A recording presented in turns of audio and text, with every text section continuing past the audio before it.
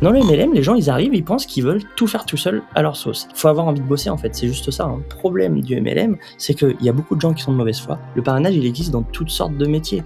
Le recrutement, on voit des pubs à la télé, et je le sais, j'étais militaire. Allez là où votre cerveau, il veut que vous alliez, et ça marchera. Salut à tous, aujourd'hui on reçoit Jimmy J, entrepreneur dans le MLM et professeur de danse. Bienvenue à toi.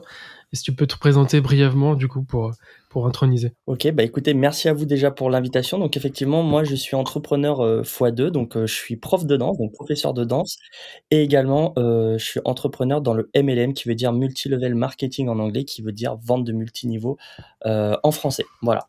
Ok, super. Est-ce que tu peux nous raconter un petit souvenir de ton enfance qui a joué un rôle important dans la personne que tu es devenue aujourd'hui?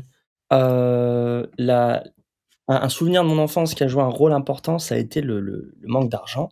Moi, j'ai eu une enfance où voilà, l'argent ça courait pas, c'était pas, on va dire, fleurissant et c'est ce qui m'a poussé aujourd'hui à me dépasser, à faire vraiment beaucoup de choses pour, ne pas vivre ça plus tard et ne pas le faire vivre autour de moi et donc c'est ce qui fait que j'ai une détermination et que je travaille, je suis un acharné en quelque sorte, que je vais au bout des choses, en fait. D'accord, d'accord. Et au collège, donc après arrive le collège, on essaye un petit peu de faire, dans l'ordre chronologique. Ouais. T'étais quel type de personne? Est-ce que t'étais plus introverti, extraverti? Alors, j'étais pas forcément introverti ou extraverti, c'est-à-dire je m'adaptais, mais par contre, j'étais quelqu'un qui était beaucoup dans sa bulle. Alors pas introverti parce que, j'associe les introvertis, à la timidité, aux gens qui sont un peu gênés ou des choses comme ça. Moi, c'était pas mon cas, j'étais pas timide, rien du tout, mais j'étais juste dans ma bulle, en fait. J'étais dans ma bulle, j'étais tout seul, un peu la solitude, peut-être liée, au manque d'argent qui fait que j'avais l'impression de pas pouvoir me mélanger avec les autres. Du coup, j'étais vraiment, dans ma bulle et je me réfugiais beaucoup dans le sport et dans les jeux vidéo, principalement et dans la musique. Ok. T'étais quel genre de personne du coup au lycée? Au lycée, j'ai commencé à avoir un peu plus de caractère, je commençais à être un peu plus, on va dire, social, c'est-à-dire que, j'avais, au collège, comme je vous disais, j'étais resté très souvent seul. Au lycée, j'ai eu des personnes, on est plus mature, donc avec qui j'ai pu partager des moments, des expériences et des choses qui font que c'est devenu des amis. Mais j'étais surtout quelqu'un de très déterminé parce que je savais où je voulais aller, je savais ce que je voulais faire et du coup, j'étais quelqu'un de très déterminé, donc je bossais en fait, j'étais là pour bosser, je sortais pas moi j'étais en internat, je sortais pas le soir faire la fête, je me couchais, il était 20h, je me levais le matin à 7h parce qu'il y avait les cours, je sortais pas, je bossais et voilà. OK, OK. Ouais, donc c'est à cette période, je pense que, tu comment dire? T'as un petit peu rêvé d'entrepreneuriat, du coup, c'est arrivé là, au lycée? Et alors pas du tout, c'est ça qui est marrant avec moi. Moi à la base, à l'âge de 8 ans, j'ai voulu être militaire dans les forces spéciales. Du coup, tout mon cursus scolaire a été, dirigé en fonction de pour rentrer dans l'armée en fait, pour rentrer dans la marine et donc je suis rentré dans la marine, j'ai fait l'armée et en fait, c'est quand j'ai quitté l'armée, au bout de 4 ans, je savais plus quoi faire de ma vie et j'ai découvert la danse, dans une soirée comme ça et j'ai voulu, en faire juste on va dire une activité, un loisir et au final, ça a commencé à vraiment devenir une passion et j'ai dit: «Mais pourquoi? Comment on fait pour donner des cours de danse? Enfin, c'est quoi?» et là, on m'a dit: «Il faut que tu sois auto-entrepreneur». C'est là que j'ai commencé à découvrir le métier de l'auto-entreprise, on va dire. D'accord. C'était donc, ouais, vers tes 18 ans à peu près ou Alors non, ça c'était c'est à dans cette 22 ans. Je tranche? suis rentré à l'armée, j'avais 18 ans, je suis sorti 4 ans après, donc à 22 ans. Donc c'est vers mes 22 ans, l'année de mes 22-23 ans où j'ai pu, découvrir la danse et vouloir en faire mon métier. Par contre, c'est beaucoup, beaucoup d'années après que c'est devenu mon métier. Ça s'est pas fait tout de suite. Et t'as enchaîné avec le MLM ou t'as commencé par la danse, c'est ça? Ouais, donc la danse, ça fait presque 10 ans que je danse maintenant. D'accord. J'ai été me former à Paris pendant 4 ans dans une des meilleures dans une école avec l'un des meilleurs au monde, en tout cas dans les domaines que je fais. Et donc c'est mon travail et le MLM, j'ai découvert ça il y a 8 mois, avec ma chérie qui elle en fait depuis beaucoup d'années. J'ai découvert ça et en fait, la société dans laquelle je suis, y compris, les gens avec qui je travaille aujourd'hui, m'apportent des choses que je n'ai trouvées nulle part ailleurs dans aucun autre, aucun autre secteur, de travail. D'accord, d'accord. Bon, on va revenir sur le MLM après. Moi, est-ce que j'avais une petite question sur la danse, c'est quel type de danse, du coup, que tu fais? Alors moi, je pratique les danses latines, tout ce qui va être salsa, bachata, reggaeton, afro, pachanga, son, toutes les danses issues, de Cuba principalement. OK, donc là, on va discuter du coup, par rapport au début, comment t'as commencé, la danse? Tu t'es formé, tu disais à Paris, ensuite Alors Ouais, pardon, Non, je vas-y, t'en prie. Et du continue. coup, ensuite, le fait que tu te sois formé, tu vas nous en parler. Tu t'es lancé directement dans un, comment dire, dans une direction où tu voulais être coach? Ouais, en fait, ce qui s'est passé, c'est que moi, j'ai dansé pendant 6 ans dans la région 17, Charente-Maritime. J'allais voir plusieurs profs, c'était une activité, mais forcément, comme dans toutes les activités, on progresse, hein, tu t'inscris dans un club de tennis, au bout de 2 ans, tu vas être meilleur que le premier jour où tu t'es inscrit. Bon, là, c'était pareil, je progressais, mais il commençait à y avoir un espèce de manque de progression, c'est-à-dire que les professeurs de la région, sans les discréditer, étaient des professeurs qui ne sont pas formés et du coup, je commençais à avoir un niveau aussi bon que le leur, voire meilleur pour certains et du coup, j'arrivais plus à progresser parce que les profs n'arrivaient plus à m'apprendre des choses et je me suis dit: «Faut que je trouve un moyen de progresser» parce que je devenais vraiment accro. Il se trouve qu'à ce moment-là, c'est-à-dire ça faisait 4-5 ans que je dansais, j'ai des amis, j'ai plein de personnes qui m'ont dit: «On veut que tu donnes des cours de danse chez nous parce que tu danses bien, nanani nanana». Mais moi, j'ai refusé parce qu'en fait, j'ai dit: «Je refuse de donner un cours de danse tant que je ne me suis pas formé». Ça, c'est mon côté perfectionniste, j'aime que les choses soient bien faites. Des fois, c'est une qualité comme ça peut être un défaut parce que toutes ces années où j'ai attendu d'être formé et ben, il y a des gens qui ont pris les opportunités, auxquelles moi j'ai dit non parce que je me sentais pas légitime de donner des cours de danse et qui aujourd'hui cartonnent. Ils ont du monde parce qu'ils ont pris l'opportunité il y a 5 ans et que moi j'ai commencé il y a que 3 ans du coup. Mais voilà, dans ma tête, il fallait que je sois formé et du coup, j'ai été me former à Paris avec l'un des meilleurs au monde, après un voyage aux États-Unis. Je suis arrivé, j'ai dit, il y avait les portes ouvertes, j'ai été faire les portes ouvertes de l'école de danse que je voulais faire et j'ai dit: «OK, bah, il faut que je trouve un travail, il faut que j'y aille, c'est le feu» et du coup, je suis resté 4 ans à Paris. OK, OK. OK. Et c'est qui cette personne? Si tu peut-être tu veux pas le dire ou pas, mais pour, peut-être les personnes qui connaissent. Je pense pas que lui, moi je le connaîtrais du coup. Non, non, non, c'est quelqu'un qui est vraiment connu dans le monde de la salsa cubaine. C'est un Cubain, c'est-à-dire que si tu fais pas de salsa, il y a très peu de chances que tu le connaisses, mais c'est une des références mondiales. Il s'appelle Yoannis Tamayo et également, actuellement, je me forme avec Diana Rodriguez qui pareil, c'est une machine, c'est une des meilleures au monde dans la salsa, notamment aussi dans le reggaeton, puisque, en fait, la salsa, c'est un mélange de plusieurs danses. C'est pas juste de la salsa. La salsa, ça peut regrouper le reggaeton, la pachanga, le son, c'est beaucoup de mélanges et je me forme actuellement avec une des meilleures au monde, aussi, quand j'ai le temps, parce que c'est vrai que c'est difficile, de trouver le temps de se former. Voilà. D'accord. Et du coup, là, tout à l'heure, tu parlais que tu avais des personnes qui t'ont demandé pour faire des cours et toi, tu voulais vraiment te perfectionner pour, arriver et être plus, légitime sans que ça soit négatif ce que je dis. Mais t'as commencé après à faire des cours ou peut-être pas du tout encore? Ou comment ça s'est passé la transition? Alors j'ai commencé quand je suis parti me former à Paris. Au bout de ma 4e année, c'était pas prévu que je revienne, mais il y a eu le covid, voilà, qu'on a tous connu. Du coup, je suis redescendu dans la région, j'ai attendu et au final, il y a tout qui s'est dégoupillé. L'école de danse à Paris, il y a beaucoup de choses qui se sont cassées la figure, pour être poli, à cause du Covid et du coup, je n'avais plus l'intérêt d'aller à Paris étant donné que, bah, l'école dans laquelle j'allais avait fermé. Donc j'étais dans la région et bah, mes amis qui m'avaient lancé m'ont relancé. Ils m'ont dit: «Beh, tu veux pas donner des cours de danse chez nous?» Sauf que cette fois, j'avais été formé pendant 4 ans. Je me suis dit: «OK, let's go, on y va. Je donne des cours de danse». Donc ma première année, elle a été un peu catastrophique. C'est ça l'entrepreneuriat, c'est que il faut pas vouloir viser les gros salaires et la réussite la première année, c'est pas possible. Je prends un exemple, mais quelqu'un qui se lance dans la coiffure, qui est auto-entrepreneur dans la coiffure, il va pas avoir 150 clients la première année, il va falloir le temps, le bouche à oreille. C'est ce qui s'est passé pour moi. La première année, dans ma ville, j'avais que 5 élèves et ce que je travaillais dans 2 villes différentes. La première année, j'avais que 5 élèves, la deuxième, dans la deuxième ville, j'en avais 2. Enfin, si on me compte moi, ça faisait 3. Donc au total, j'avais 8 élèves la première année. En fin d'année, j'ai eu des inscriptions qui se sont faites tardivement, donc on est passé à 10-12. Mais c'est l'année d'après où j'ai eu plus d'une soixantaine d'inscrits, et la troisième année, donc cette année-là actuellement, où, je suis dans une grande ville près de chez nous, où j'ai plus de 80 élèves et la ville où je suis actuellement, où j'ai plus de 50 élèves. D'accord, d'accord. Ouais, bah, c'est venu peut-être petit à petit, mais mine de rien, là, tu commences à avoir, ouais, ça commence à être pas mal. Et du coup, tu fais tous tes cours, c'est toi qui les fais ou tu as réussi à peut-être monter une équipe à côté ou parce que ça commence à faire pas mal, mine de rien? Alors tous mes cours, c'est moi qui les fais, c'est moi qui les donne, c'est moi qui coach, i dans l'école dans laquelle je travaille, très souvent aussi en fin d'année, il y a des galas des spectacles de danse et très souvent aussi, ça m'arrive je l'ai fait 3-4 fois déjà avec la propriétaire de l'école de danse. Je crée un show avec elle pour qu'on passe sur scène, pour mettre en avant, les danses que je fais, la bachata et la salsa. J'ai fait une chorégraphie pour mes élèves l'année dernière où ils sont montés sur scène également. Donc c'est moi qui donne mes cours. Maintenant, c'est vrai que je suis accompagné, c'est-à-dire que l'année dernière, j'avais une partenaire qui s'appelait Marion, voilà, si elle passe par là et avec qui j'ai travaillé. Elle m'a aidé toute l'année, donc c'était cool et cette année, j'ai une partenaire, une nouvelle partenaire, mais qui est ça fait 3 ans que c'est une de mes élèves. Elle était là dans les tout débuts quand j'ai commencé et que j'avais personne.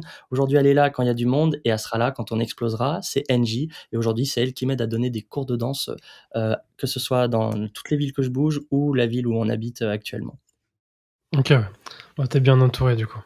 Hem, de ça, tu commences le MLM du coup, comme tu dis, il y a 8 mois. Qu'est-ce qui t'a poussé à faire une autre activité à côté de cette activité déjà qui te prend du temps? Alors, la danse, c'est un métier de passion, on va pas se mentir.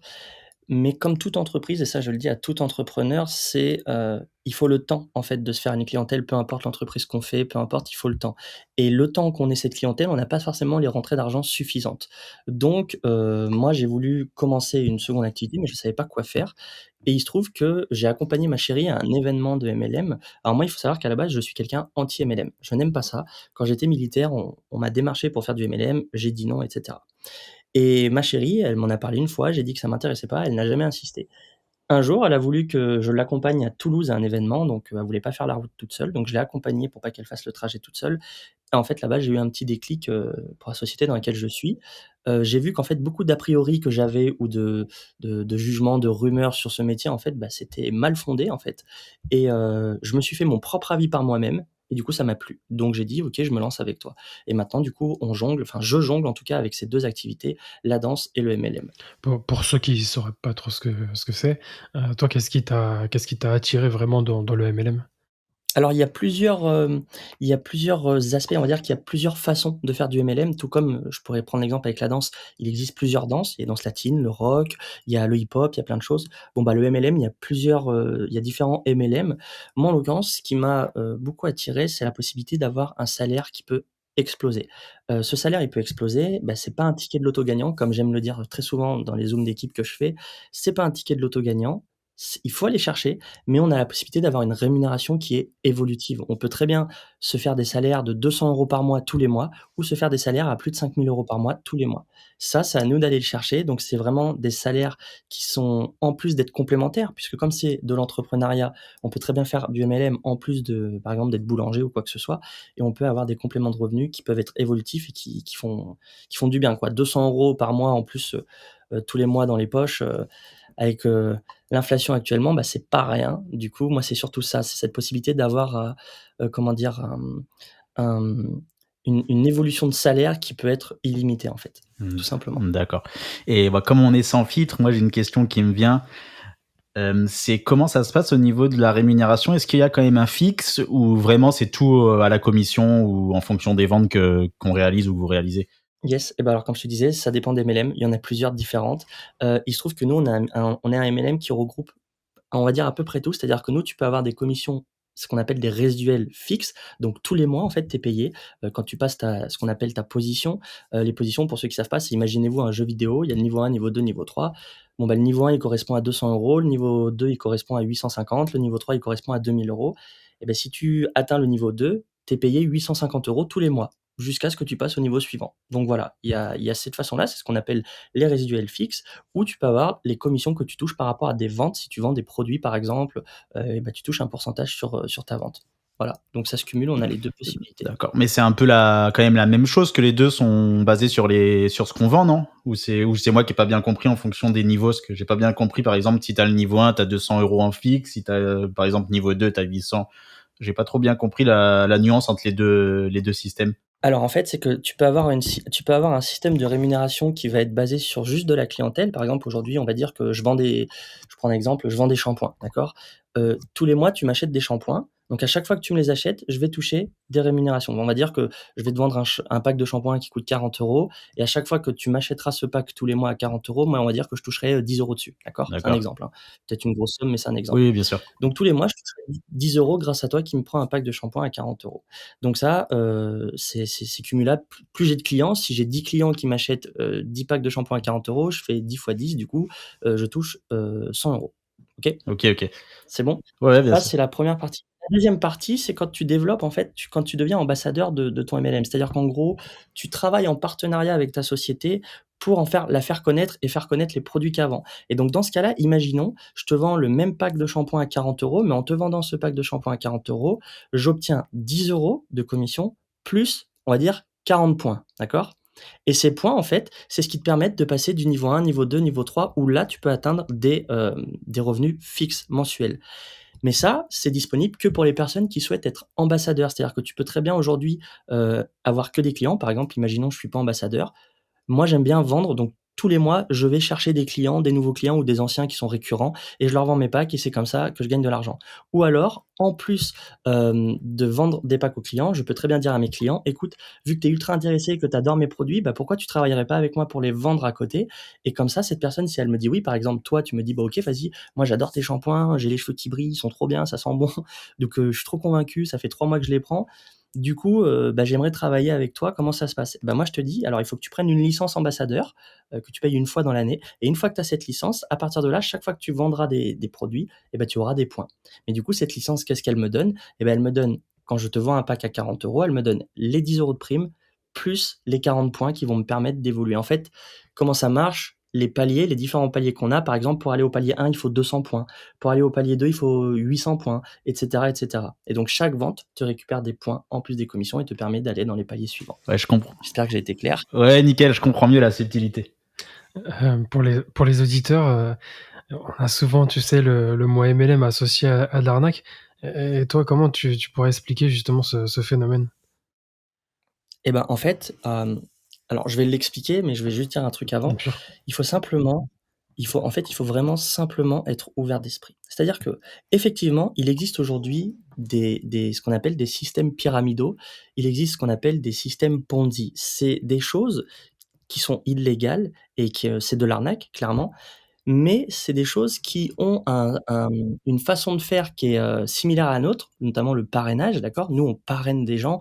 Quand, par exemple, tu me dis aujourd'hui: «Bah, écoute, tes shampoings, c'est nickel, je veux travailler avec toi», je vais t'envoyer mon lien de parrainage pour que tu puisses rejoindre mon équipe, d'accord? Et donc à partir de là, tu travailleras avec moi. Et en fait, les gens associent le MLM à de l'arnaque parce qu'il y a un système de parrainage. Donc en fait, les gens, ils font l'amalgame parrainage égale arnaque. Mais alors je vais aller plus loin que ça, il y a combien de salles de sport qui te disent: «Bah, si tu parraines une personne ou un adhérent, tu as 20 sur ton inscription, de réduction», tu vois? Des choses comme ça. Le parrainage, il existe dans toutes sortes de métiers. Le recrutement, on voit des pubs à la télé et je le sais, j'étais militaire, lamarinerecrute.fr, enfin, on voit ce genre de pub à la télé. Et le problème maintenant, c'est que les gens, ils n'arrivent pas à faire la différence entre, les systèmes pyramidaux qui sont illégaux d'un côté et le MLM qui est complètement légal de l'autre. Vous pourrez trouver sur le site du gouvernement français que le MLM est complètement légal en France. Oui, wesh. Donc la différence, pour l'expliquer, c'est que, par exemple, un MLM, tu vas être payé sur du chiffre d'affaires. Je vais prendre un exemple tout bête. Aujourd'hui, je t'ai vendu pour, on va dire, dans le mois, j'ai vendu 10 000 € de shampoing, d'accord? De chiffre d'affaires, hein, pas à moi tout seul, j'ai pas touché 10 000 €, j'ai vendu 10 000 €, j'ai fait 10 000 € de chiffre d'affaires avec mon équipe. Ce chiffre d'affaires, c'est le chiffre d'affaires de l'entreprise, d'accord? Et moi, je vais percevoir de l'argent de l'entreprise. C'est-à-dire que l'entreprise va me verser des commissions par rapport à son chiffre d'affaires. Et ça, au final, c'est ce que font toutes les entreprises. Un restaurant aujourd'hui, quand il cartonne, il y a beaucoup de gens qui viennent manger dans le restaurant. Il fait un gros chiffre d'affaires, il peut faire des primes à ses employés, voilà, il paye ses employés, en plus, il peut leur faire des primes. C'est la même chose. Alors qu'un système pyramidal, il n'y a pas vraiment de produit, c'est-à-dire que tu vas pas avoir de shampoing ou quoi. Je vais juste te dire: «Bah, vas-y, rejoins-moi, fais-moi confiance, donne-moi 100 balles, tu es dans mon équipe et puis je vais t'apprendre comment faire et tu fais pareil». Et en gros, c'est juste, tu donnes de l'argent à des gens comme ça sans trop savoir ce que tu fais, sans trop savoir ce que tu vends et l'argent que toi tu vas percevoir, elle est pas issue d'un chiffre d'affaires, c'est un peu comme du black, si je peux dire ça comme ça. C'est un peu du travail au noir et du coup, c'est pour ça que c'est illégal. Donc il faut savoir faire la différence entre les 2. Ouais, bien sûr. Ah, t'as bien résumé. Et je pense que les gens ont fait des mauvais raccourcis parce qu'ils ont eu une mauvaise expérience et qu'ils se sont dit, bon, bah, tous les MLM, c'est des arnaques. Après, le seul truc, moi, je pense, où les gens sont un peu limites et des gens peut-être naïfs, ils pensent qu'il y a peut-être un fixe ou ils pensent qu'ils vont gagner des sommes astronomiques en faisant rien, alors que derrière, faut taffer. C'est l'inconvénient et l'avantage des commissions. Oui, en fait, le MLM, c'est très controversé parce que à la fois, il y a beaucoup de vérité et à la fois, il y a beaucoup de mensonges. Mais le problème, c'est que les mensonges, viennent de personnes qui ont mal compris quelque chose et qui vont tu vois, le proportionner, enfin le divulguer, proportionnellement, heu, enfin dire de manière, énorme à des gens, mais ils vont divulguer des bullshit. C'est-à-dire que moi, effectivement, à chaque fois que j'ai des nouveaux clients qui m'appellent ou qui sont intéressés, je leur explique dès le début: «C'est pas un ticket de loto gagnant. Ce que je te demande, c'est du travail. Si tu veux me rejoindre, c'est OK, je vais te former, je vais t'apprendre, mais c'est du taf. Tu peux très bien avoir 5 000 € le mois prochain, comme tu peux tourner à 200 € pendant un an. Ça va dépendre de toi, en fait. Et ça, je leur dis, je suis transparent. Et du coup, j'ai pas ce problème. Mais c'est vrai qu'il y a beaucoup de personnes, quand ils rentrent dans le MLM, ouais, le mois prochain, je vais gagner 10 000 € par mois, je suis trop content, nanani, nanana. Comme ils n'y arrivent pas, parce que forcément, hein, ça choque personne, hein, ils n'y arrivent pas à atteindre les 10 000 €, ils partent avec une mauvaise expérience, c'est de l'arnaque, je me suis investi, j'ai payé, j'ai pas eu les 10 000 € que je voulais, je me suis fait avoir, etc., etc. Donc en fait, le problème du MLM, c'est qu'il y a beaucoup de gens qui sont de mauvaise foi, d'une, et il y a beaucoup de gens qui font d'amalgame. Voilà. Moi, avant de m'engager avec ma chérie, j'ai regardé si c'était légal sur le site du gouvernement, j'ai fait mes petites recherches pour être sûr dans quoi je m'embarquais et mon entreprise est complètement clean, donc moi, je suis complètement OP d'en parler. Voilà. C'est intéressant ce que tu dis. En plus, je trouve que moi, c'est mon avis, personnel. Je trouvais que pour beaucoup de gens dans le MLM, pas tous bien sûr, ils ont pas forcément l'état d'esprit entrepreneur et ce qui fait que comme tu as pu le dire, en fait, ils vont être déçus, ils vont pas peut-être assez être, acharnés et en fait, ils vont avoir une expérience qui sera mauvaise parce qu'ils auront pas eu le bon mindset. Beh, c'est ça. En fait, j'ai l'impression que le MLM, c'est un peu, tu sais, c'est un peu genre, un métier qui est dans une bulle et qui est vraiment à part de tous les autres et qu'on le tacle, on le tacle, on le tacle. Tu sais, je vais prendre un exemple, mais c'est un peu, tu sais, comme, comment ça s'appelle là? Le RN, tu sais, dans la politique. C'est-à-dire que pour moi, alors moi, je suis apolitique, je sais pas si on parle pas de politique dans le podcast. Moi, je suis On apolitique. parle de tout, on On est parle sans de tout, filtre. c'est sans filtre. On est synchro. Nickel. Bon, alors, moi, je suis apolitique, je vote pour personne, mais à la télé, on voit globalement, tu as tous les secteurs politiques et tu en as un qui est mis sur le téco, que tout le monde déteste, que tu sais qu'il faut faire barrage à chaque fois, c'est le Rassemblement national. Et ben, le MLM, c'est la même chose. Tu as tous les métiers du monde et tu as le MLM qu'il faut faire attention, c'est de l'arnaque, ceci ou voilà. Et en fait, bah, encore une fois, parce que, les gens sont mal informés et surtout des fois ils viennent, mais en mode, «Ouais, je veux démarrer ça, je veux gagner trop d'argent, ça va être trop bien». Mais en fait, ils oublient le côté entrepreneur, comme tu l'as dit. Aujourd'hui, quelqu'un qui va, comment dire? Vouloir investir dans une, bah, je vais rester dans mon délire de coiffure, hein. Il va ouvrir un centre un salon de coiffure en tant qu'auto-entrepreneur, d'accord? Il va devoir faire, un chèque pour payer une franchise, donc ça va être un chèque qui peut s'élever entre 2 000 et plus de 5 000, 10 000, 30 000 €, d'accord? Donc il va devoir investir une franchise pour démarrer son activité. Ça veut dire que la personne démarre son activité entrepreneuriale avec déjà moins de 10 000 balles. On va dire que la franchise est à 10 000 €. Et après, il va devoir se faire sa clientèle pour, au fil des années, sur le long terme, rembourser sa franchise et faire du bénéfice, d'accord? Dans le MLM, les gens, ils voient pas ça comme ça. C'est-à-dire qu'ils arrivent et la semaine d'après, ils veulent tourner à 5 000 € par mois et quand ils y arrivent pas, ils se disent: «Bah, c'est de l'arnaque, je me suis fait avoir». Ben non, c'est comme tout.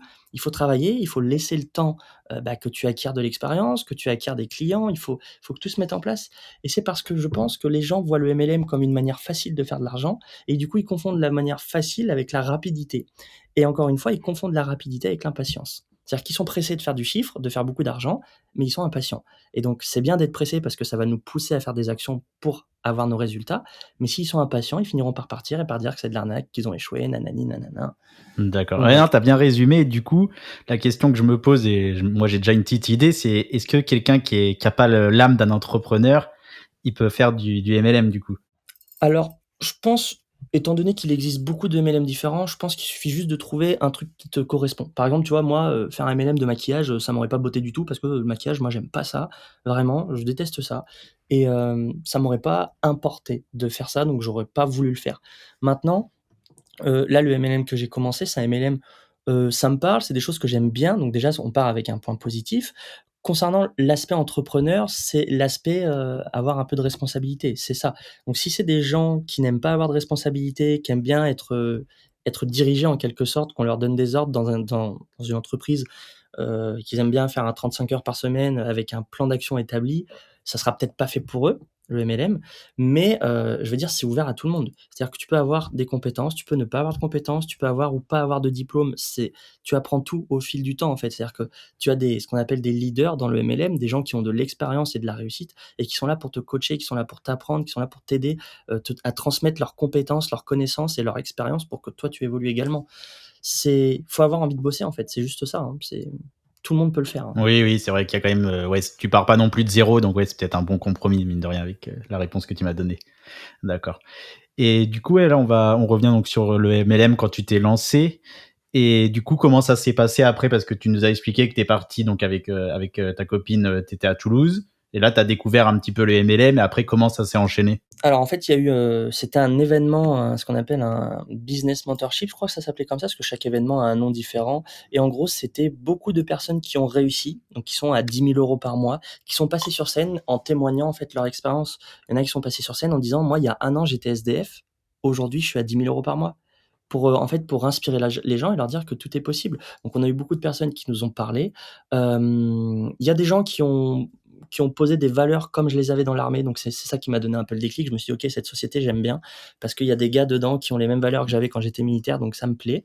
Comment ça s'est passé? Bah, sur la route du retour, j'ai créé mon compte, tout simplement. Donc je me suis, nous, on est dans un MLM qui fonctionne avec un système d'abonnement parce que tous les MLM ne fonctionnent pas pareil, hein, ça dépend. Nous, on est en l'occurrence avec un MLM qui fonctionne avec un système d'abonnement de départ. C'est-à-dire que tu prends un abonnement que tu peux payer tous les mois. Tu peux le stopper quand tu veux sans engagement. Mais par contre, cet abonnement, eh ben, il peut devenir gratuit et ensuite, cet abonnement peut se transformer en commission, bah, ce que je disais tout à l'heure, en commission, fixe que tu as tous les mois. C'est le cas pour moi aujourd'hui, hein. Donc j'ai payé mon abonnement et puis, bah, j'ai commencé à me former, à regarder les zooms, à demander des conseils. Ma chérie qui m'a aiguillé: «Il faut que tu regardes cette vidéo, il faut que tu fasses ci, il faut que tu viennes sur ce zoom, on parle de ça, ça va t'aider pour ton démarrage». Alors au début, j'ai voulu en faire qu'à ma tête. Genre: «Ouais, moi je suis un ancien chef d'équipe militaire, j'ai besoin de personne, je vais tout faire tout seul, nanani nanana». J'ai écouté personne, j'ai fait tout ce qu'il fallait pas faire, toutes les erreurs à pas faire, je les ai faites. Du coup, j'ai perdu 3 mois parce que quand j'ai pris le temps de me former 3 mois après, bah, j'ai commencé à évoluer et je me suis dit: «Ouais, en fait, j'ai flingué mon démarrage parce que j'ai cru que je pouvais tout faire tout seul». Voilà. D'accord. Et la petite question que je me pose, c'est est-ce que si tu étais allé à ce même événement sans ta copine, donc avec une personne extérieure ou une personne extérieure, est-ce que tu aurais pris ta décision de la même manière? Je veux dire, parce que là, c'était quand même que, bah, c'est ta copine, donc tu t'es dit, ouais, c'est pas le même rapport qu'avec une autre personne, quoi. Alors oui, parce qu'en fait, c'est vraiment les interventions des personnes qui sont montées sur scène qui m'ont vraiment fait le déclic et d'ailleurs dans les gradins, j'étais même pas avec ma copine, elle était avec des amis à elle, avec qui elle travaillait depuis quelques mois, dans ce MLM. Donc comme souvent dans le MLM, tu travailles avec des gens qui habitent pas forcément dans ta ville, qui habitent à l'autre coin de la France et les événements, c'est l'occasion pour se retrouver, pour se rencontrer, tu vois? Pour, voir un peu les équipes. Donc elle était avec des leaders d'une autre équipe, enfin de la même équipe, mais qui habitent pas dans la même ville. Donc moi j'étais avec des personnes que j'avais rencontrées le jour même, donc avec qui j'avais bien sympathisé, mais bon, elle était quoi, à une rangée devant moi, 3-4 chaises à côté, hein. Mais du coup, j'étais pas vraiment avec elle dans les gradins, donc ça a pas influé en fait le fait que d'ailleurs, elle a pas essayé de me dire: tu signes pas». À chaque fois qu'elle me présentait à des gens, elle disait: «Non, il m'accompagne, il aime pas le MLM», enfin, elle a pas du tout essayé, donc c'est vraiment moi qui ai pris ma décision tout seul. Donc elle aurait été là ou elle aurait pas été là, ça aurait été la même, je pense. Comme tu avais pu nous dire en off, comment tu pourrais nommer le MLM, mais d'une façon plus peut-être, positive? Bah, Comment on peut appeler ça, concrètement? alors, pas comment l'appeler, mais je vais pas te donner forcément un nom, un titre, on va dire, mais plutôt une, une définition. Alors c'est ma chérie qui me l'a donnée, mais elle est dans ma tête. Mais le MLM, c'est littéralement le fait d'être payé en faisant du social. OK. C'est-à-dire que le fait de créer des relations sociales, de parler avec les gens, de leur proposer des trucs, je veux dire, ça nous est tous arrivé aujourd'hui d'aller boire un café ou un verre avec des potes et de parler de notre boulot, on est d'accord? Par exemple: «Ouais, tu fais quoi dans la vie?» «Bah, moi, je suis prof de danse, nin nin». Bon, ça nous est tous arrivé de faire ça. Ou des gens: «Ou alors, comment ça se passe ton école de danse? Ça avance et tout?» Bon, bah, là, c'est la même chose, sauf qu'en parlant du MLM, ben, je parle de ce que je fais, des produits que je vends et potentiellement, je peux toucher des gens qui sont intéressés et du coup, bah, juste en sympathisant avec les gens, bah, je peux être payé parce qu'il suffit que j'ai un client. Donc c'est vraiment c'est l'aspect social. Le MLM, pour moi, c'est vraiment c'est la possibilité Ouais, je vais lui donner un titre, c'est la liberté. Parce que si tu réussis dans le MLM, ce qui est franchement faisable en se bougeant et en ayant de la volonté, de la détermination, tu peux être libre à la fois financièrement, tu peux être libre géographiquement, vu que tu travailles de ton ordi principalement, bah, tu peux travailler d'où tu veux dans le monde. Enfin, tu aucune contrainte. Moi, par exemple, tu vois, aujourd'hui, j'ai 2 boulots, d'accord? Je cumule 2 boulots et pourtant j'ai 80 de mon temps, c'est du temps libre. Il y a des gens, ils ont qu'un boulot et ils font 35-40 heures par semaine. Ils sont jamais chez eux, jamais avec les enfants. Ils ont jamais le temps de vivre et moi, j'ai 2 boulots et j'ai complètement le temps de vivre toutes mes journées comme je le veux. Et ouais, du coup, après, donc, ouais, t'es rentré, t'as pris ta décision, t'en as fait un petit peu qu'à ta tête pendant 3 mois, comme tu nous as dit, en n'écoutant pas trop les consignes. Après, du coup, comment ça s'est passé? Parce que moi, c'est vraiment un truc, j'ai déjà vu des vidéos de, je sais plus comment il s'appelle, Kevin, je sais pas, c'est un mec qui est sur YouTube, qui fait du MLM, j'avais déjà vu des vidéos. Et comment après ça s'est passé? Raconte-nous un petit peu, parce que moi, c'est un milieu que je connais pas, le MLM. Du coup, comment t'as, par exemple, tes premiers clients, ou comment tu démarches les personnes qui sont intéressées pour tes produits? Bah, alors, en fait, encore une fois, ça va dépendre du MLM dans lequel tu es, d'accord? Parce que je sais pas comment ça fonctionne moi, j'en ai fait qu'un seul, hein, c'est celui dans lequel je suis actuellement. Maintenant, il y a des personnes qui ont fait, 10-15 MLM différents où il y a des choses qui marchaient différemment, je sais pas. Là, en l'occurrence, comment ça s'est passé? C'est qu'on m'a dans les formations que j'ai faites, les Zooms et cetera, on nous donne les techniques, comment démarcher les gens, on nous donne comment les démarcher sur les réseaux sociaux, parce qu'on peut utiliser soit les réseaux, soit, on en parle en vrai comme ça dans la vie de tous les jours, genre. Première chose que j'ai fait quand j'ai été boire un café chez mes parents, «Ah bah tiens, j'ai démarré une nouvelle activité et tout, vous êtes pas intéressés?» Voilà, enfin, je leur ai parlé du truc. Bon, ils étaient pas intéressés, mais voilà, on nous dit comment faire et on nous fait beaucoup relativiser en disant: «Voilà, il y a beaucoup de gens qui vont voir que c'est le démon, en fait, ce que vous avez dans les mains, que c'est l'enfer, c'est de l'arnaque, faut surtout s'en éloigner» et avec le temps, ces gens se rendent compte que, bah, c'est pas du tout de l'arnaque et peut-être que aussi ce qu'on nous a dit, ce qu'on nous apprend, c'est que dans le MLM, il faut planter des graines. C'est qu'il y a des gens qui vont avoir beaucoup besoin de réfléchir avant de vous rejoindre. Ils vont avoir besoin d'attendre que vous réussissiez, donc que vous ayez les 2 000 € par mois ou les 5 000 pour vous dire: «Ah bah, en fait, j'aime bien ton truc, tu me recrutes?» Parce qu'ils ont pas envie de faire tout le process, tout l'acheminement, en fait, bah, toute la merde, en fait. Ils ont pas envie de faire, tout le travail du début où tu galères, où tu gagnes pas beaucoup d'argent, où faut faire des démarches, faut parler aux gens, faut vendre des produits. Eux, ils veulent arriver quand tu es déjà tout en haut et que tu as le succès. Bon, bah, ça fait partie du jeu. Mais ces gens-là, c'est des graines de planter. C'est-à-dire que même s'ils viennent pas avec toi le premier mois, ils viendront avec toi le mois qui suit ou peut-être dans 3-4 mois, mais ils reviennent et c'est le principal. Corrige-moi si je me trompe, mais le business de Tupperware, c'est une sorte de MLM, c'est ça? Bah, exactement, c'est l'un des MLM les plus connus. Bah, je veux dire, en France, il y a 2 MLM qui sont ultra connus, mais connus de chez connus, tout le monde les connaît, c'est les Tupperware et le Thermomix. Oui, OK, ouais. Ah yes, le Thermomix, Thermomix, j'avais pas pensé, mais oui, c'est vrai. Ma grand-mère, elle en le avait un. robot de cuisine, à 1 200 balles là, qui fait tout et ben c'est du MLM, c'est-à-dire que c'est ce qu'on appelle du VDI, de la vente directe. Hem, les gens, viennent chez toi, ils te disent: «Oh, on a un produit à vous présenter», ils te le font marcher, ils te font entrée, plat, dessert, sauce, barbecue, boisson et puis toi tu dis: «C'est trop bien, je l'achète» et tu as dépensé 1 000 balles dans un robot de cuisine, alors que ton Cookéo à 100 € peut faire la même chose. C'est, voilà, le Thermomix, c'est du MLM, Tupperware et ben c'est du MLM. Ouais, bien sûr. Bah, après, c'est du marketing et bah, tant mieux pour tout le monde aussi. C'est le jeu après. Donc, du coup, pour revenir, là, tu nous as expliqué un petit peu donc comment ça s'est passé quand tu t'es lancé dans le MLM. Et après, comment dire, comment ça s'est fait ta croissance, que tu as dit qu'au début c'était assez compliqué. Après, comment ça s'est passé? En fait, il y a le MLM, c'est comme tout. Parce que c'est marrant parce que quand on en parle au sein du MLM, on a l'impression que les gens ils comprennent pas, que tu leur expliques et ils sont, tu sais, ils sont butés les gens et moi le premier, hein, la preuve, j'ai pas écouté pendant 3 mois. Mais alors que ça serait dans un autre métier ou un autre des études ou quoi, ça paraîtrait logique. On est d'accord qu'aujourd'hui, si tu veux faire médecin, il faut que tu fasses des études de médecine. On est d'accord que si tu veux être militaire, il faut que tu te formes, il faut que tu fasses tes classes avant d'être un militaire, ce qu'on appelle militaire durant, un militaire engagé. Si tu veux être pâtissier, il faut que tu fasses une école de pâtisserie avant de devenir pâtissier. Bon, on suit un processus de formation. Et ben, dans le MLM, les gens, ils arrivent, ils pensent qu'ils veulent tout faire tout seuls à leur sauce et c'est ça, en fait, le problème. Alors que le MLM, il faut aussi que tu sois formé, il faut aussi que tu sois accompagné et les gens, il y a cette, je sais pas, ce brouillard dans l'esprit des gens qui se rendent pas compte, enfin, qui arrivent pas à faire la nuance. Pourquoi dans tous les autres métiers c'est ça, mais dans celui-là on veut faire différemment? Alors qu'en fait il fonctionne comme tous les autres métiers. Donc moi comment ça s'est passé? Bah, les 3 premiers mois j'ai comme tout le monde, j'ai voulu en faire qu'à ma tête. Ça a pas marché, j'ai recruté personne, voilà, je payais mon abonnement tous les mois parce que j'étais convaincu de rester et que j'allais réussir. Mais voilà, ça a pas marché. Au final, quand j'ai commencé à écouter à écouter les gens qui m'ont formé, à corriger beaucoup de choses que j'avais faites qui étaient pas bonnes. J'ai commencé à avoir des résultats. J'ai des personnes qui étaient intéressées de travailler avec moi, qui m'ont rejoint, depuis le mois de septembre, qui sont aujourd'hui toujours dans mon équipe, qui eux-mêmes ont recruté par la suite et cetera et ensuite, moi j'ai mon côté leader naturel puisque j'étais chef d'équipe à l'armée, enfin voilà. Moi demain si le monde c'est Walking Dead, moi je suis Rick, hein, tu vois? Je suis pas les autres et du coup, j'ai des gens que je commence à guider dans mon équipe, je les forme, je les aide avec ma chérie, on le fait, on les encadre, on essaie de leur donner le maximum pour qu'ils puissent évoluer aussi de leur côté. D'accord, Voilà. d'accord, d'accord. Ouais, donc là, maintenant, donc ça fait 8 mois que t'en fais. Là, tu commences à vraiment, t'as pas mal d'affiliés, je veux dire. Je sais pas si c'est ce qu'on dit ou le terme. Alors oui, oui, oui, tu as des affiliés. Après, faut tout ne se mesure pas au nombre de on va dire, nous, c'est on appelle ça soit des nouveaux partenaires. Pourquoi? Parce qu'il y en a, tu vois, qui peuvent rester puis qui vont partir au bout de 5 mois, qui vont arrêter peut-être 1 an, qui vont revenir. Enfin, on peut pas il peut se passer n'importe quoi dans la vie des gens qui vont arrêter. Moi, je sais qu'aujourd'hui, il peut se passer n'importe quoi dans ma vie, je continuerai ce business tout comme je continuerai la danse. Mais il y a des gens qui n'ont pas forcément le même mental que moi. Il y a des gens, peut-être que le fait de devoir payer une réparation d'un pneu de voiture qui a crevé, vont se dire: «Bon, bah, c'est chaud, je vais arrêter le MLM ce mois-ci, je reprendrai peut-être le mois prochain», tu vois?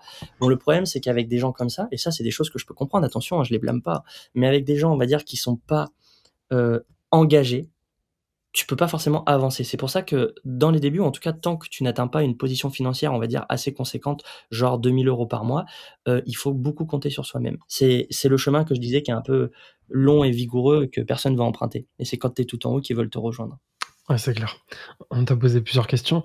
La société pour lequel vous êtes, vous, avec ta chérie, engagés, c'est quoi le nom et qu'est-ce que vous vendez comme, produit, du coup? Je sais pas, j'ai les produits qui sont là, je sais pas si j'ai le droit de faire un placement de produit.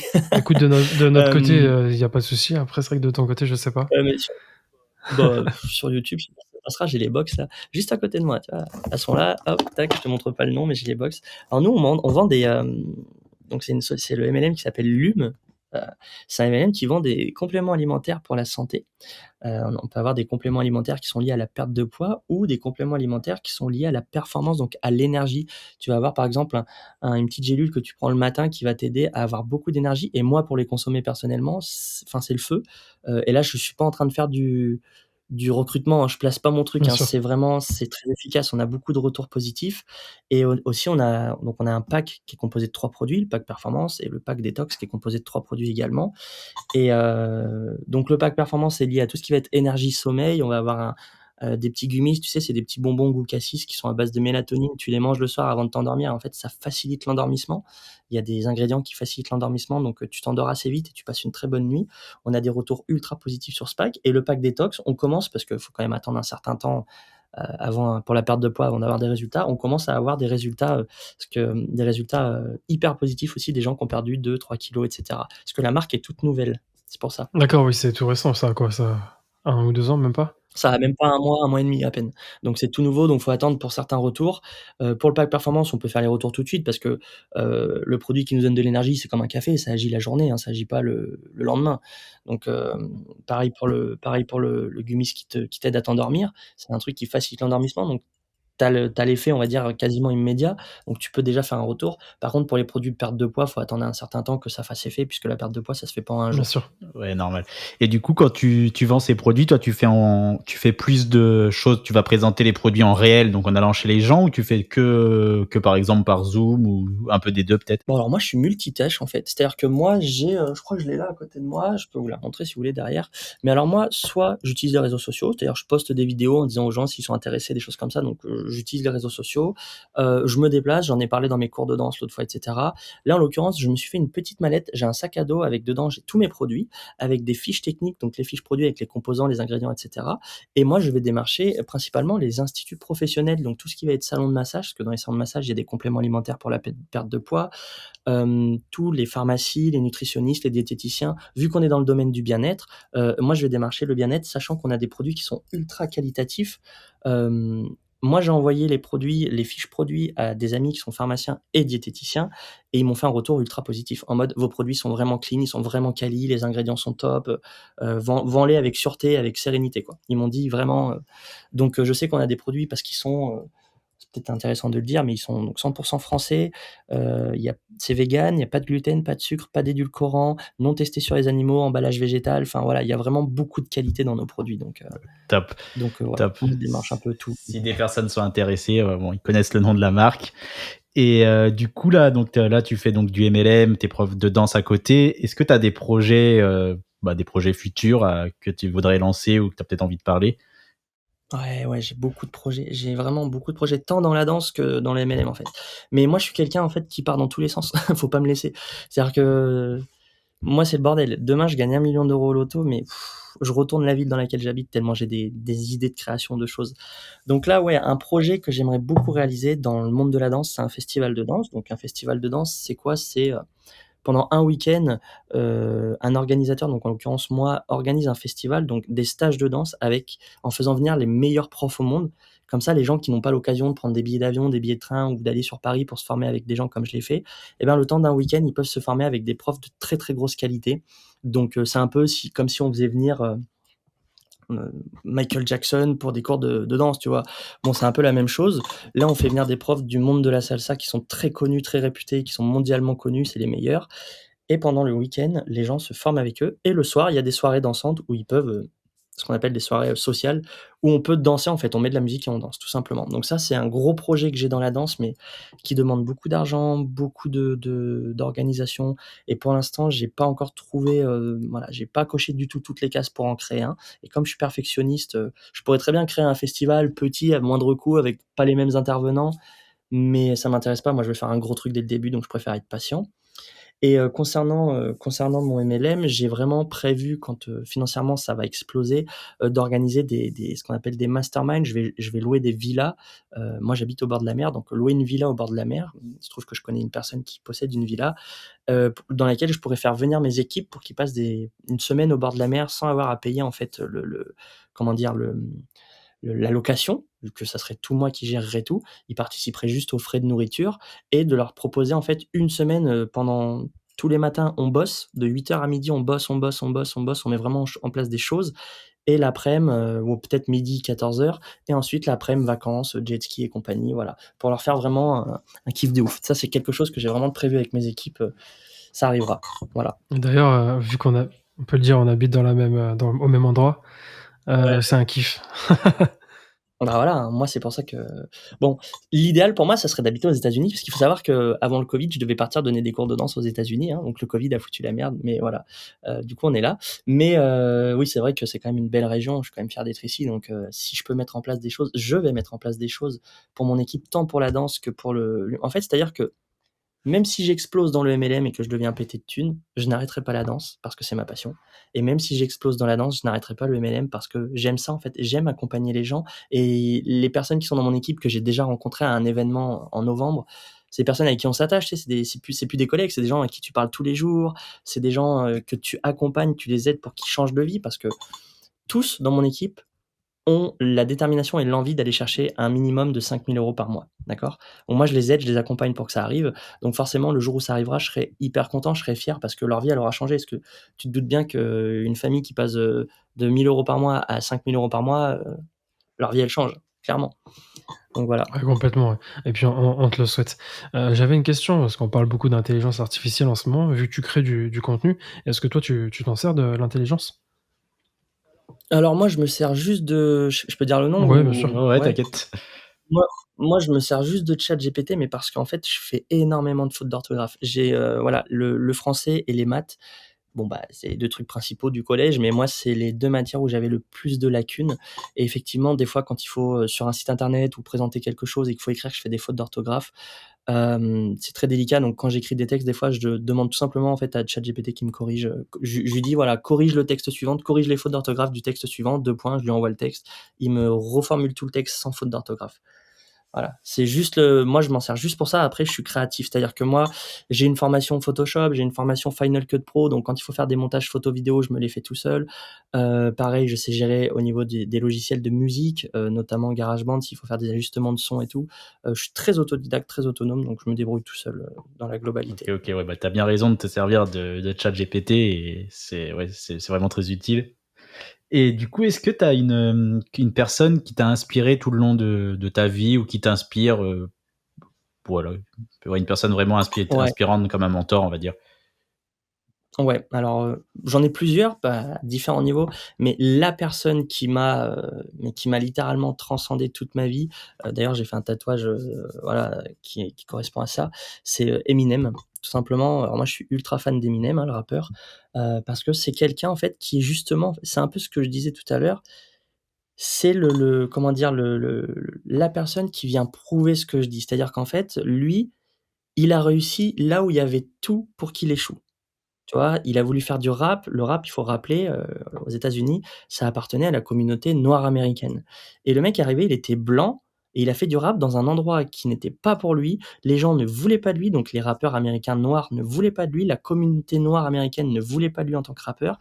Il a fait du rap, il était persuadé, il a tout donné, il était déterminé et ça a pris des années avant qu'il perce et au final, aujourd'hui, on le connaît tous, c'est une légende du rap et je pense que c'est la preuve vivante que, qu'il faut pas lâcher, que quand on veut quelque chose, faut aller le chercher et donc le tatouage que je me suis fait sur la main, c'est «You can do anything you set your mind to», qui veut dire, en anglais, en gros, que tu peux être capable de tout dans la vie à condition de t'en donner les moyens. Si tu es convaincu que tu vas réussir quelque chose, tu y arriveras, il y a pas on s'en fiche du temps que ça va prendre, tu y arriveras et cette musique, elle est tirée de la musique, cette phrase, pardon, est tirée de la musique «Lose Yourself», c'est la toute dernière phrase de la musique, qui est une des musiques planétaires, qui a fait connaître Eminem au grand public et donc je trouve que non seulement elle est utilisée dans la bonne musique, mais qu'elle a tout son sens dans, je veux dire aujourd'hui, vous lancez un podcast, vous avez envie d'y arriver, vous avez envie que ça cartonne. Bah, il y a aucune raison que ça cartonne pas. Si vous y croyez, que vous êtes déterminé, vous allez faire les choses, vous allez faire les actions et petit à petit, ça va prendre des abonnés, des follow et vous allez exploser. Et bah, c'est ça en fait. C'est donc Eminem m'a beaucoup inspiré par rapport à ça parce que, bah, comme je suis bilingue aussi, je comprends pas mal de ses musiques et c'est vrai il y a beaucoup de choses qui m'ont parlé dans ce qu'il a dit. Et si je peux rajouter une dernière chose, il y a aussi Jean-Claude Van Damme. Parce que Jean-Claude Van Damme, c'est une personne, tout le monde s'est moqué de lui tout le temps, mais c'est une personne qui a toujours essayé d'aider les gens et qui, comme Eminem, bah, c'était un petit Belge qui voulait être une star à Hollywood. Tout le monde se moquait de lui, mais en attendant, c'est le seul Belge qui est devenu une star à Hollywood. Donc je trouve que c'est des gens qui sont Ah mais inspirants. c'est même moi ça m'inspire ce que ta réponse mine de rien. Et pour faire une petite transition, qu'est-ce que tu te dirais si tu parlais à ton toi de 16 ans, donc plus jeune avec tes connaissances et ce que tu as accompli? Putain, c'est une question vicieuse ça. Qu'est-ce que je lui dirais? Bah, probablement en vrai, j'ai 2 réponses, je sais pas trop laquelle On va dire. dire les deux, hein, Soit si tu veux. Soit je dirais rien pour qu'il y a rien qui change et que tout doit se passer comme ça doit se passer. Ça veut dire on va dire que c'est la version sage et la version un peu égoïste dirait, éviterait je lui dirais quelle erreur à éviter de faire, en fait. Genre: «Tiens, ne rencontre pas telle personne, ne va pas à tel endroit, fais pas ça, fais ça plutôt, commence ça maintenant, tu vas voir, tu vas exploser». Tu vois? Lui donner les bons tips. Mais je pense que dans la logique, pareil, encore une fois, tu vois, c'est Eminem qui le dit dans une de ses musiques, si, la musique elle s'appelle No Regret, ce qui veut dire pas de regret, hein, qu'il dit que s'il y avait tout à refaire, il ne changerait rien et donc je pense que parce que c'est tout ce que j'ai traversé, autant les périodes positives que les périodes négatives qui ont fait ce que je suis aujourd'hui et aujourd'hui, j'aime qui je suis donc je pense que je dirais rien, je regarderai d'un œil avisé en disant: «T'inquiète pas, ça va bien se Yes, passer. ouais, Courage, c'est tu dur». voudrais pas Voilà. changer le cours du destin en gros. Ah bah, après moi je suis pas un super héros, tu sais, hein, même si j'avais des pouvoirs, moi c'est pas je suis pas un super héros, peut-être mon cours de destin à moi, alors à la limite s'il y avait pas de répercussions derrière, OK, mais je veux dire en fait non, il y aurait forcément des répercussions parce que si je disais par exemple, «Ne rencontre pas telle personne, c'est une mauvaise personne», le fait que je rencontre pas de ces personnes m'amènerait peut-être à rencontrer quelqu'un de pire, tu vois ce que je Oui, veux dire? oui, c'est vrai. Non, non, mais je parlais Donc plus dans la version sage où tu te parles à toi-même, ton destin à toi, hein. Je parlais pas de le destin de l'humanité, ouais. ouais, bah, si, bien sûr que si, bien sûr qu'il y a je sais qu'aujourd'hui, il y a des choses je sais qu'aujourd'hui, j'aurais pu réussir dans beaucoup de choses. C'était, à l'époque où c'est arrivé, c'était la bonne période, mais j'avais pas le même mental qu'aujourd'hui, j'avais pas le même recul que sur beaucoup de choses et je me dis: «Putain, si j'avais mon cerveau là, maintenant que j'ai maintenant, à l'époque où ces opportunités se sont présentées à moi, j'aurais explosé». J'ai faillu, partir pour aller en équipe de France de judo, enfin, mais c'est arrivé très, très jeune, j'étais mineur et quand ça s'est présenté à moi, bah, j'ai dit non parce que, moi je comprenais pas le bail, tu vois? Je dis: «Moi je fais du judo, c'est tout, je kiffe» et en fait, je me rendais pas compte que derrière, il y avait potentiellement une grosse carrière professionnelle dans le sport, tu vois? Donc il y a plein d'erreurs que tu fais, mais parce que sur le moment, tu es pas conscient et aujourd'hui, avec le recul, je me dis: «Ouais, il y a plein de choses qui me sont passées sous le nez et j'aurais pu faire gaffe». Mais c'est pour ça que les opportunités qui se présentent à moi maintenant, elles ont pas le temps de passer sous mon nez. OK, OK. Ouais, du coup, t'as parlé de judo, de danse et est-ce que tu as d'autres passions donc du coup que ouais, d'autres passions que tu nous as pas encore parlé? Ouais, moi je suis quelqu'un de passionné, dans la vie de manière générale, j'aime beaucoup de choses. Donc on va dire dans les animaux, j'aime beaucoup les serpents par exemple, j'ai travaillé avec les serpents, j'en ai eu 11 chez moi quand j'étais jeune. Je suis passionné par tout ce qui est créatif, donc tout ce qui va être les montages vidéo, la peinture. Moi, j'aime bien avant, tu sais, j'avais quand j'étais sur Paris, pour m'aider à payer un peu mes cours de danse, les Air Force One, tu vois, je les peignais, je les customisais avec du matos et tout. Donc j'ai customisé des Air Force One, j'ai customisé ma trottinette, j'écris des chansons. D'ailleurs, tu vois, juste à côté, il y a mon micro, mon petit studio et tout. J'ai écrit des chansons axées un peu sur le rap. Enfin, moi, je suis très dans le domaine créatif, donc tout ce qui touche à la création, la photo, la vidéo et cetera, j'aime beaucoup. Mais après, j'aime aussi j'adore l'escalade. Moi, je kifferais faire de l'escalade, j'en ai jamais fait, mais je kifferais faire ça, je sais pas pourquoi. Ouais, il y a beaucoup de choses qui me plaisent. Je suis passionné de l'Amérique, ça, c'est une de mes plus grosses passions, les États-Unis. Je suis passionné de Mustang aussi, donc ça, c'est un de mes projets là, de m'acheter une Mustang. Ouais, je suis passionné de beaucoup de Ok. choses. Ouais, tu t'ennuies pas, tu dois pas t'ennuyer en tout cas avec tout ce que tu nous dis. Et du coup, pour embrayer, est-ce que tu as une routine ou tu es plus un peu dans un peu un chaos pour travailler? C'est pas péjoratif hein, ce que je dis, mais tu pars un peu plus dans tous les sens ou tu es vraiment plus organisé dans ta routine de travail? Alors moi, je suis quelqu'un, de très organisé. Je pense que c'est mon côté militaire, j'ai appris ça là-bas. C'est-à-dire que moi, j'aime faire les choses quand je suis organisé, quand tu vois, quand dans ma tête c'est clair. C'est-à-dire que je vais pas me lancer dans quelque chose si je sens que c'est pas le moment.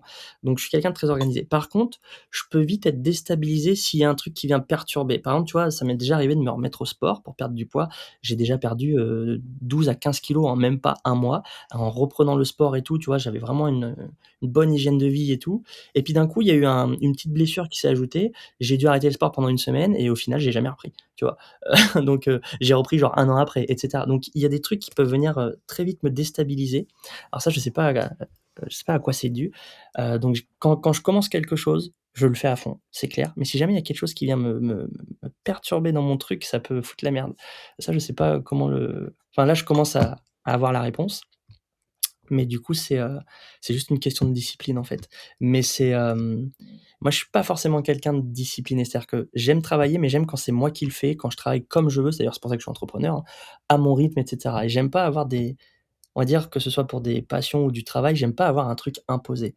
Le fait qu'on m'impose quelque chose, j'ai l'impression que je le fais pas quand je veux et du coup que je le fais pas avec l'énergie ou tu vois, avec l ouais, avec l'énergie que je veux, quoi. C'est-à-dire que si des fois je me dis: «Tiens, j'ai pas envie de me lever ce matin à 8 heures, je suis fatigué donc je devais bosser, bah, je vais dormir 2 heures de plus et je vais attaquer à 10 heures», ça sera plus efficace. Mais si je dois m'obliger à me lever à 8 heures pour travailler, au final, je vais pas être efficace, ça va me saouler, je vais être contrarié, enfin voilà, c'est beaucoup de choses comme ça. OK, ouais, ouais, c'est hyper intéressant parce qu'on aime bien toujours poser cette question de routine à tous les invités, il y a toujours des façons différentes de travailler donc c'est hyper intéressant. Heu, Bah, il y a un mentor, bah, dans les personnes qui m'inspirent, qui le disent: «Il faut vous autodiscipliner». C'est-à-dire que même si tu es fatigué, que tu sois fatigué, que tu sois malade, que tu sois blessé, que tu sois triste, que tu sois en rupture ou peu importe, la discipline, elle doit prendre le dessus sur tout. C'est-à-dire que si tu arrives à être, par exemple, si tu arrives à travailler alors que, tu vois, moi je sais que j'ai vécu une rupture, qui m'a fait très, très mal il y a quelques années et quand cette rupture est arrivée, j'ai arrêté de travailler, j'ai tout arrêté, je me suis laissé sombrer, tu vois? Bon maintenant c'est plus le cas, mais si tu arrives à garder ta discipline les pires moments de ta vie, et forcément que les moments où tu vas bien, tu vas cartonner. Donc il faut rester discipliné. et c'est dans ces moments-là, pardon, qu'au final, c'est le plus dur, mais c'est là où aussi on peut obtenir les meilleurs résultats. Ouais, exactement. Ben oui, parce qu'on se doute pas, en fait, de ce qu'on est en train de faire et quand ça nous tombe bah, tu sais, il y a une expression qui dit: «Tu verras, que ce soit pour l'amour ou comme tout, ça va venir, tu t'y attendras pas». Mais c'est vrai, en fait, c'est exactement vrai. Ouais, Ça vient quand on s'y attend pas. complètement, ouais. Merci pour cet échange. Est-ce que tu as une personne à nous recommander pour les prochains épisodes? Mmh. Bah, ouais, ouais, bien sûr. Bah, je pense à plusieurs personnes, hein. Il pourrait y avoir ma chérie, il pourrait y avoir un super ami à moi qui est coach sportif et qui est vraiment top de chez top comme gars. Il pourrait y avoir un de mes mentors. Il y a du monde, mais alors je sais pas, en fait, qui sélectionner. J'avoue, c'est une question un peu c'est une ques je vais quand même dire une personne, je pense, qui serait potentiellement intéressée, surtout mais le problème, c'est que je lui ai déjà fait une interview sur Riverside à lui. OK, C'est présent sur ma fiche Insta. Bon, c'est par rapport au MLM, hein, mais qui a beaucoup d'expérience dans beaucoup d'endroits différents. Il est pas que dans le MLM, dans l'immobilier et cetera. C'est un très gros, travailleur, entrepreneur et je pense que ça serait hyper bien de l'avoir. Je lui en parlerai, mais il s'appelle Rony Bepari. Vous pouvez le trouver sur son Instagram, hein, ou sur Facebook. ça marche. Mais ouais, ouais, je lui en parlerai et Ok. mais ouais, je vous le recommande. Ouais, super, merci bien. Comment toi, les auditeurs peuvent te suivre du coup? Bah, moi, j'ai mon compte, alors, du coup, j'ai 2 comptes Insta différents pour la danse et pour le MLM. S'ils sont intéressés par les produits ou le MLM, il y a le compte, Jimmy, donc ça s'écrit J-I-2-M-Y, tiré du 8, donc le tiré du bas, G-G-E-A-Y, donc voilà. Il y a celui-ci sur Instagram ou sinon mon compte de la danse, s'il y a des personnes qui sont intéressées par les cours de danse, c'est Jimmy, tout attaché, Jimmy Dancer Crew, donc il y a pas de majuscule, rien. J-I-2-M-Y, D-A-N-C-E-R-C-R-E-W. Voilà, donc là, ça, c'est voilà, si jamais il y a des gens qui sont intéressés, voilà. Bien sûr, pour les auditeurs, vous pouvez retrouver les liens dans la description. Est-ce que tu aurais un mot de fin du coup pour, nos auditeurs? Eh ben, écoutez, il faut pas lâcher quand vous voulez quelque chose, allez le chercher. Je prends un exemple tout bête, mais aujourd'hui, j'ai ma petite nièce, enfin, quand elle avait 8 ans, elle voulait être pâtissière, enfin, même avant. À l'âge de 8 ans, elle a fini tous les gâteaux du livre de CAP de pâtisserie, à l'âge de 8 ans et aujourd'hui, elle est encore passionnée de pâtisserie et à votre avis, qu'est-ce qui va se passer dans sa vie? Elle a de fortes chances de devenir pâtissière. Pourquoi? Parce qu'elle est déterminée, qu'elle ne s'arrête pas, que ça fait des années qu'elle est passionnée, qu'elle a envie de faire ce métier et pourtant il y a encore des années avant que ça arrive et elle sera pâtissière. Donc c'est pareil, si vous voulez entreprendre quelque chose et cartonner, visez juste, regardez, allez loin, ne vous occupez pas des «c'est dur, tu y arriveras pas, c'est pas pour toi». Allez là où votre cerveau, il veut que vous alliez et ça marchera. OK, ouais, super, le message est passé. Merci à toi Jimmy Merci. et puis à bientôt. Et beh, merci à vous pour cette interview et bonne continuation. Merci. Et voilà, c'est déjà la fin de notre épisode. J'espère que l'épisode t'a plu et que ça t'a donné envie d'en savoir plus. N'oublie pas de partager ce podcast si tu l'as aimé et abonne-toi pour ne rien rater des prochains épisodes. Rendez-vous lundi prochain dans le podcast Sans filtre.